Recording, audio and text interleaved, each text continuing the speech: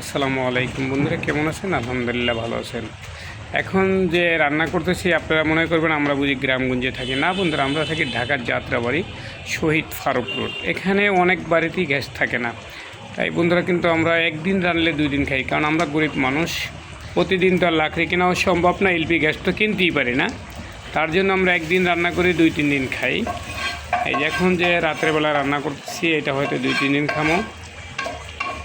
তাই লাকড়ির চুলা যাদের ভালো লাগে কমেন্ট বক্সে জানাবেন, আমার ভিডিওটা শেয়ার করে দেবেন। হয়তো আপনার শেয়ারের কারণে হয়তো আমি এলপি গ্যাসও কিনতে পারি।